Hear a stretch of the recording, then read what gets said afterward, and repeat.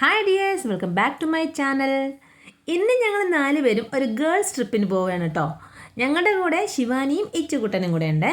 ഞങ്ങൾ നേരെ മെട്രോയിൽ കയറി ഇവിടെ നിന്ന് ഒരു 50 മിനിറ്റ്, അതായത് ദ്വാരകയിൽ നിന്നാണ് ഞങ്ങൾ കയറി. ഇവിടെ നിന്ന് 50 മിനിറ്റ് യാത്രയുണ്ട് കേട്ടോ ഈ ഇന്ത്യ ഗേറ്റിലേക്ക് പോകാൻ വേണ്ടിയിട്ട്. ഞങ്ങളെന്ന് പറഞ്ഞത് ആരെന്ന് മനസ്സിലായോ? ഞാനുണ്ട്, ചിക്കിയുണ്ട്, പാത്തുമ്മയുണ്ട്, റോഷനയുണ്ട്. പാത്തുവിൻ്റെ ഇന്ന് ഓഫാണ് കേട്ടോ, അതുകൊണ്ട് തന്നെ പാത്തുവും കൂടെ ഞങ്ങളുടെ കൂടെയും കൂടി. രഞ്ജിനിക്ക് വരാൻ പറ്റിയില്ല, അഞ്ജനയ്ക്കും ഞങ്ങളുടെ കൂടെ വരാൻ പറ്റിയില്ല കേട്ടോ. മെട്രോയിൽ നല്ല തിരക്കായിരുന്നു. ഇച്ചിക്കുട്ടന് ശിവാനിക്ക് ഇച്ചു ഉള്ളതുകൊണ്ട് അവരും അവരുടെ ലോകത്ത് ഹാപ്പിയാണ്.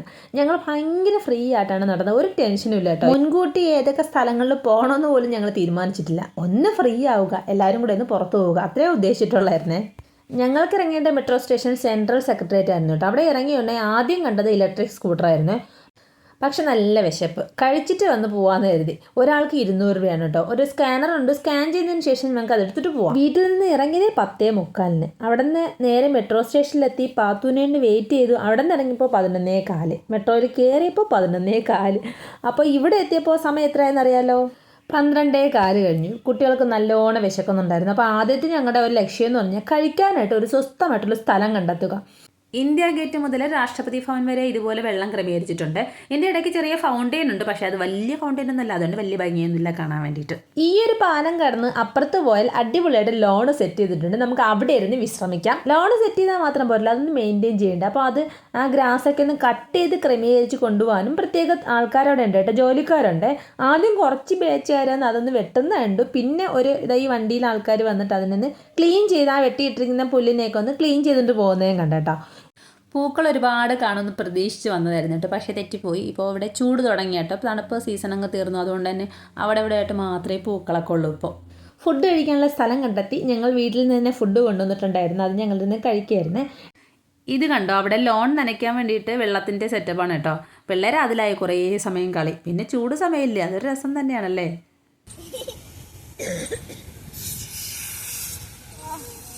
ഞങ്ങൾ ഫുഡ് കഴിച്ചുകൊണ്ടിരുന്ന സ്ഥലത്താണ് ഈ വെള്ളം നനയുന്നത്. അവിടെ ഇരുന്നിരുന്നെങ്കിൽ ഇപ്പോൾ ഫുള്ളും നനഞ്ഞാണ്. വെള്ളം വരുന്ന സൗണ്ട് കേട്ടപ്പോൾ പെട്ടെന്ന് എണീറ്റ് ഓടിയതാണ് അവിടെ നിന്ന്.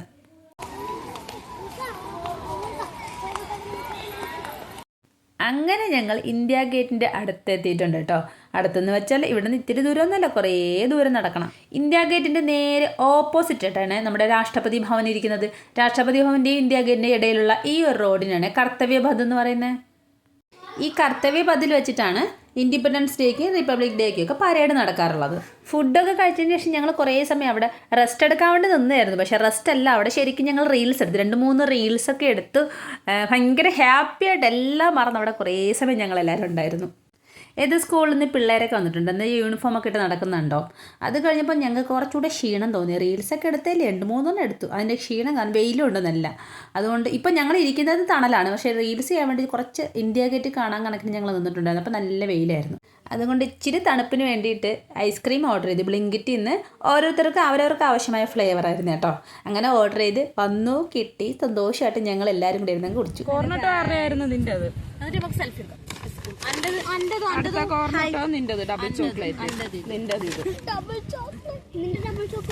ചേച്ചിയുടെ മട്ക ചേച്ചിയുടെ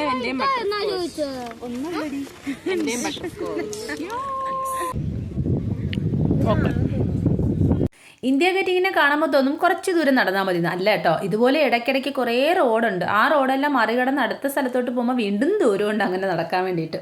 റീൽസൊക്കെ എടുത്ത് ഇച്ചിരി ക്ഷീണിച്ചപ്പോൾ ഞങ്ങൾ അവിടെ നിന്ന് വീണ്ടും നടന്നു.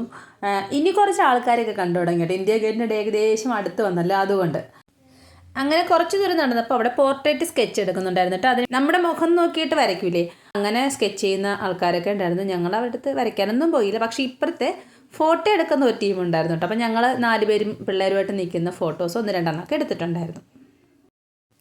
എന്ത് നന്നായിട്ടാണ് അവർ സ്കെച്ച് ചെയ്ത് എടുക്കുന്നത്, എല്ലാം അടിപൊളിയാണ് കാണാൻ വേണ്ടിയിട്ട്. കുറേ സമയം അങ്ങനെയങ്ങ് നോക്കിയിരുന്നു. എന്തുമാത്രം കഴിവുള്ള ആൾക്കാരാണല്ലേ ലോകത്തുള്ളത്. വിഷുവിനിടാൻ പറ്റിയ ഓർണമെൻറ്റ്സ് നോക്കായിരുന്നു. അങ്ങനെ റോഷനയ്ക്ക് വേണ്ടി വാങ്ങിച്ചായിരുന്നു കേട്ടോ ഒരു മാല.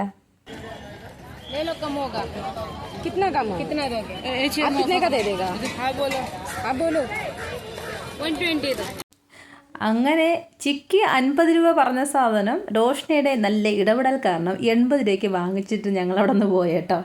പക്ഷെ നല്ല ഇഷ്ടപ്പെട്ടു കേട്ടോ ആ മാല. ഇത്രയും സമയമായപ്പോൾ അവിടെ നമുക്ക് ചായ കുടിക്കേണ്ട ടൈമായി. ഇനി ഞങ്ങൾക്ക് അവിടെ ഒരു കേരള റെസ്റ്റോറൻറ്റ് ഉണ്ട്, കുടുംബശ്രീ നടത്തുന്ന റെസ്റ്റോറൻറ്റ് അവിടെ ഉണ്ട് കേട്ടോ. അത് നോക്കിയായിരുന്നു അടുത്ത യാത്ര. എവിടെയെന്ന് നോക്കിയിട്ട് അണ്ടർ പാസേജ് വഴി പോകുന്നതെന്ന് വെച്ചാൽ റോഡുണ്ട്, റോഡ് നമുക്ക് മുറിച്ച് കിടക്കണ്ട, ഇത് അണ്ടർ പാസേജ് വഴി കയറിയാൽ അപ്പുറത്തെത്താം. ഇതാ ഇരിക്കുന്നത് ഞങ്ങൾ കാണാൻ വന്ന ഇന്ത്യ ഗേറ്റ്. ഇപ്രാവശ്യം ഇന്ത്യ ഗേറ്റിൻ്റെ തൊട്ടടുത്തോട്ടൊന്നും പോയിട്ടില്ല കേട്ടോ. എല്ലാ പ്രാവശ്യം വരുമ്പോൾ അതിന് ചുറ്റുമായിരിക്കും എപ്പോഴും ഫോട്ടോ എടുപ്പ് നിൽക്കുന്ന എല്ലാം അവിടെ തന്നെ ആയിരിക്കും. ഇപ്രാവശ്യം എന്തായാലും ഇതുവഴി കയറി ഞങ്ങൾ ചായ കുടിക്കാനായിട്ട് റെസ്റ്റോറൻറ്റിലേക്ക് പോയി. അങ്ങനെ ഞങ്ങൾ അന്വേഷിച്ച കുടുംബശ്രീയുടെ റെസ്റ്റോറൻറ്റ് ഞങ്ങൾ കണ്ടെത്തി. ഇതിന് മുന്നേ വന്നിട്ടുണ്ട് കേട്ടോ, അതുകൊണ്ട് എളുപ്പമായിരുന്നു വരാൻ വേണ്ടിയിട്ട്. അപ്പോൾ ഞങ്ങളുടെ കേരളത്തിൻ്റെ മാത്രമല്ല, ഹൈദരാബാദ്, തെലങ്കാന, വേറെ സംസ്ഥാനങ്ങളുടെ ഇതുപോലെ തന്നെ ചെറിയ ചെറിയ റെസ്റ്റോറൻറ്റിൽ അവിടെ ഇവിടെ ആയിട്ടുണ്ട്. ഗവൺമെൻറ്റിൻ്റെ ആണ് കേട്ടോ ഇതൊക്കെ. ഞങ്ങൾ വന്ന സമയം പഴംപൊരി, ഉഴുന്നുവട, ഉള്ളിവട, പിന്നെ പരിപ്പ് വട, പിന്നെ മുട്ട ബജി, ഇത്രയും സാധനങ്ങളെ ഉണ്ടായിരുന്നല്ലോ കഴിക്കാൻ. പിന്നെ ചായ ഉണ്ടായിരുന്നു കേട്ടോ. ചായ ഞങ്ങൾ വാങ്ങിച്ച ഓരോ ഗ്ലാസ് വീതം. അയ്യോ അടിപൊളി ടേസ്റ്റ് ആയിരുന്നേ. പഴംപൊരി 30, ചായ 20, നെയ്യപ്പം 20. ഇപ്പം തന്നെ സമയം 5:30 ആയിട്ടുണ്ട്. അപ്പോൾ നമുക്കിനി തിരിച്ചു പോകാനുള്ള ഒരു ഒരുക്കത്തിലാണ്. മെട്രോ ഭയങ്കര തിരക്കായിരിക്കും, അതുകൊണ്ട് തന്നെ നേരത്തെ ഇറങ്ങാമെന്ന് കരുതി. പോകുന്ന വഴിക്ക് ഒരുപാട് കുരങ്ങന്മാർ. പക്ഷെ ഞങ്ങൾ ആദ്യം വന്നപ്പോൾ കണ്ടില്ല. കണ്ടിരുന്നെങ്കിൽ ഞങ്ങൾക്ക് അവിടെ നിന്ന് ഫുഡ് കഴിക്കാൻ പോലും പറ്റില്ലായിരുന്നു. ഒരുപാട് കുരങ്ങന്മാരെ കണ്ട് തിരിച്ചു പോയ വഴിക്ക്. കുട്ടികളെ ഇലക്ട്രിക് സ്കൂട്ടറിൽ കയറ്റുമെന്ന് വിചാരിച്ചു, അതുമാത്രം നടന്നില്ല കേട്ടോ. എന്തായാലും സമയം അതിനെ അനുവദിക്കുന്നില്ല. ഞങ്ങൾ നേരെ മെട്രോയിൽ കയറിയിട്ട്, മെട്രോയിൽ ഭയങ്കര തിരക്കായിരുന്നു. ചിക്കിയും റോഷനയും അവിടെ നിലത്തിരുന്നു, പാത്തുവും ഇച്ചു ഇപ്പുറത്തും നിലത്തിരുന്നു. അങ്ങനെ 50 മിനിറ്റ് യാത്രയ്ക്ക് ശേഷം ഞങ്ങൾ ദ്വാരകയിൽ എത്തിച്ചേർന്നു. ചിക്കി അടുത്ത സ്റ്റേഷനിലാണ് ഇറങ്ങിയത്. ചിക്കിക്ക് ഒരു ഫിലിം കാണാനുള്ള ടിക്കറ്റ് എടുത്തിരുന്നു വിഷ്ണു അവിടെ കാത്തു നിൽക്കുമെന്ന് പറഞ്ഞു. അപ്പോൾ ഞാനും റോഷ്നയും ശിവാനിയും ആയിട്ട് മാർക്കറ്റിൽ കൂടെ കയറിയിട്ട് പോകാൻ കരുതി.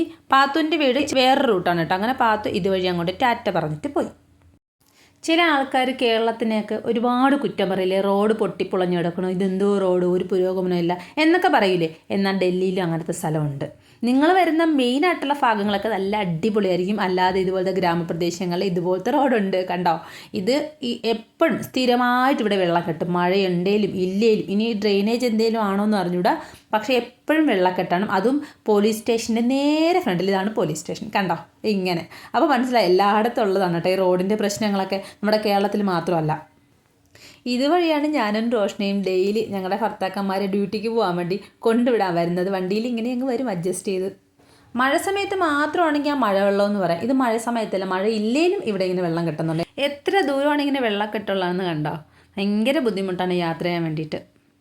രാജീവനെ വിളിച്ചപ്പോൾ രാജീവേട്ട ഒരു 5 മിനിറ്റിനകം എത്തും. അപ്പോൾ പിന്നെ വിചാരിച്ചു മാർക്കറ്റിൽ വെറുതെ ഒന്ന് ചുറ്റി നടക്കുമ്പോഴത്തേക്കും ഏട്ടനെ അങ്ങ് എത്തുമല്ലോ, ഒരുമിച്ച് പോകാമെന്ന് കരുതി. അങ്ങനെ ഞങ്ങൾ മാർക്കറ്റിനകത്തൊക്കെ ഒന്ന് സാധനങ്ങളൊക്കെ വെറുതെ നോക്കി അങ്ങ് നടക്കുകയായിരുന്നു, ഞാനും റോഷ്നയും ശിവാനിയായിട്ട്. ഒന്നും വാങ്ങിയില്ലേലും ഇങ്ങനെ നോക്കി നടക്കാൻ വല്ലാത്ത സുഖമാണല്ലേ. നിങ്ങളങ്ങനെ നടന്നിട്ടുണ്ടോ നോക്കിയിട്ട്, വെറുതെ നോക്കിയിട്ട് സാധനമൊന്നും വാങ്ങാതെ? വില കുറവാണ്, അതുപോലെ ക്വാളിറ്റി കുറവുള്ള സാധനമായിരിക്കും കേട്ടോ. ചിലപ്പോൾ ഭാഗ്യത്തിന് മാത്രമേ നല്ല ക്വാളിറ്റിയുള്ള സാധനം കിട്ടുള്ളൂ.